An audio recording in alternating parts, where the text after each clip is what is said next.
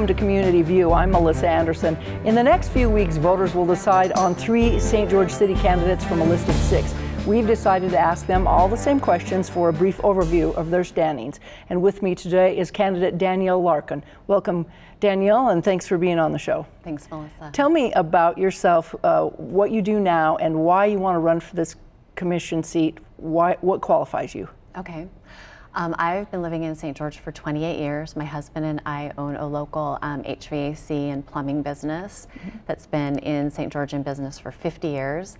We've got about 35 employees, so we know how it is to be a small business owner in St. George. I'm currently on our St. George City Planning Commission.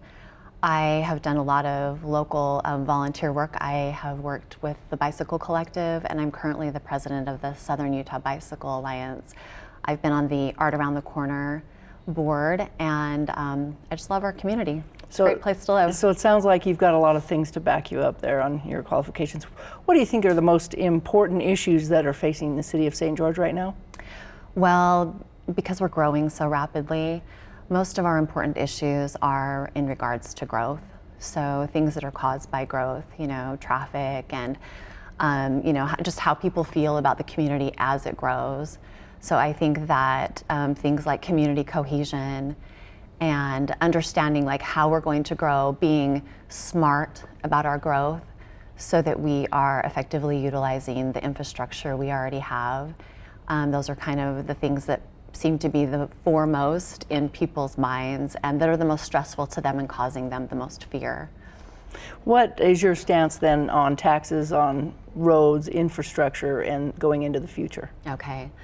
I think that going into the future, most of that should be managed by the taxes and the money that will come from those who add themselves to our community so that we don't have to constantly be increasing our tax base.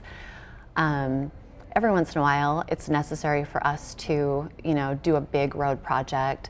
For instance, the county, has enacted the 1/4% sales tax for the last part of this year. And I think that was necessary.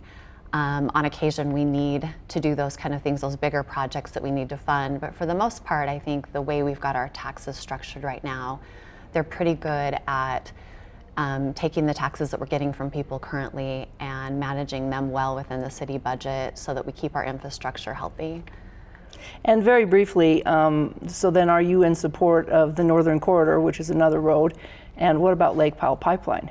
Both of those, I believe we cannot make a decision on just yet because the environmental studies are not back. What I personally think that we should do is wait for those environmental studies to come back, and we don't get to make a decision, as you know, on a local level in regards to either one of those. But the things that we do get to make a decision on are things like active transportation within our space to lower our traffic volumes. We can do a lot with that. And we can do a lot with the low-hanging fruit as far as water conservation goes. So I personally would love for us on a local level to be looking more at what can we do locally. And then as far as Lake Powell Pipeline and Northern Corridor go, we'll wait and see what comes from those environmental studies. I have a strong feeling, the Northern Corridor will probably go through, but I don't know that.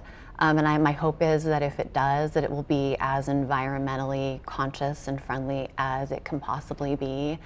And the same with the Lake Powell Pipeline that, currently we have just the Virgin River feeding us besides our springs. So I understand the need for more water, but I feel like what we could do responsibly here at home is start some really great conservation measures. So why do you think that voters should vote for you? I think the reason why they should vote for me is because I know I'm not smart enough to do this on my own. I think that as a city council, the smartest thing we can do is excavate and mine ideas from the citizens that are out there. So I feel like for me as a city council member, my responsibility would be to take all those smart ideas, and there's so many smart and just amazing people in our community, to gather their ideas and to have those ideas be the things that come together to create our future in St. George. Well, thank you very much for your time, and good luck to you. Thank you so much. And that's all we have time for. Thanks for joining us.